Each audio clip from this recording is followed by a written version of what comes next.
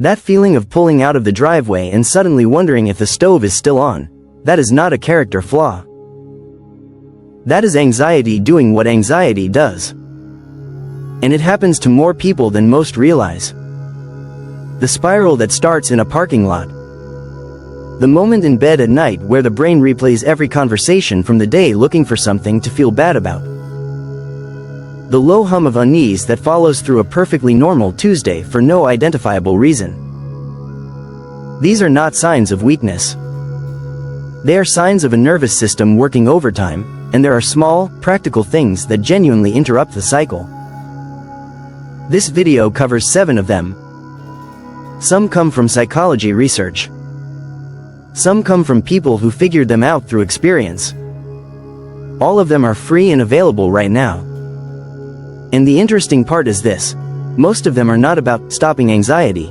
They are about redirecting it so it doesn't take over everything else. The last one is the simplest of all, and somehow the hardest to actually do.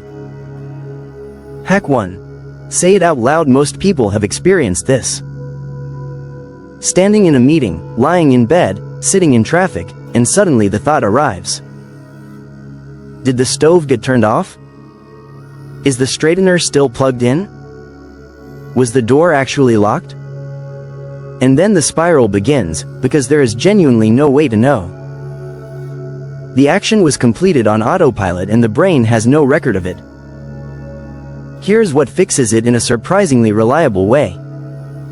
When leaving the house or finishing any routine task where a forgotten detail could cause worry later, say what is being done out loud at the exact moment it is done. Not in the head. Out of the mouth, as a full sentence. The stove is off. The straightener is unplugged. The door is locked. It feels slightly unnecessary at first. Even a bit awkward. But that is exactly why it works. Routine actions done on autopilot do not create strong memory traces. Later, when anxiety tries to retrieve proof, there is nothing solid to pull from. Saying it out loud forces attention into the moment. It anchors the action into memory with language, not just motion. It creates a clear record the brain can revisit later when doubt shows up. The doubt may still appear, but it no longer has space to grow into certainty that something went wrong. Hack 2. Name the feeling without becoming it. Anxiety has a specific trick it runs on most people. It arrives and immediately becomes the whole room. One anxious thought turns into a feeling, the feeling turns into a state, and suddenly it is not something happening anymore. It feels like something that defines you in that moment. There is a small shift that interrupts that collapse. Instead of saying, "I am anxious," try saying, "I notice I am feeling anxious." It sounds almost too simple to matter. But it creates distance. The first version fuses identity and emotion together. The second one separates the observer from the experience. And that gap matters more than it should. This approach comes from acceptance and commitment therapy, which treats thoughts and feelings as temporary mental events rather than permanent truths. You are not the weather. You are the one noticing it. And once that shift happens, something subtle changes. The feeling is still there, but it stops feeling like it owns the space. It becomes something passing through instead of something permanent. Hack 3. Give anxiety a time slot. This one sounds counterintuitive, but it works because it respects how the brain actually behaves. Instead of trying to suppress anxious thoughts all day, set a specific worry window, 15 to 20 minutes at the same time every day where worrying is allowed on purpose. No restriction. No fighting it. When anxiety shows up outside that window, the response becomes, "Not now. This gets its time at 5 p.m. Then return to what you were doing. At first, it feels like ignoring the problem. But the brain doesn't interpret it that way for long. It learns that the thought is not being denied, it is being scheduled. And that reduces urgency. By the time the actual worry window arrives, something interesting often happens. Many of the thoughts feel less intense than they did earlier in the day. Some even feel unnecessary to revisit. Psychologist Thomas Borkovic studied this pattern and found that scheduled worry reduces overall anxiety load because it removes unpredictability. The mind stops interrupting constantly when it knows there is a designated place for it. Hack 4. Use cold water as an emergency brake when anxiety spikes suddenly, fast heartbeat, tight chest, restless urgency. The body is already in activation mode. Thinking your way out of it is usually too slow at that moment. Cold water changes that quickly. Splashing cold water on the face or holding cold water on the wrists triggers the mammalian dive reflex. The body reads it as sudden immersion and automatically slows heart rate to conserve energy. It is one of the fastest natural resets available. No technique, no thinking, just a physiological switch being triggered directly. Even 30 seconds can reduce the intensity of the spike enough for the mind to catch up.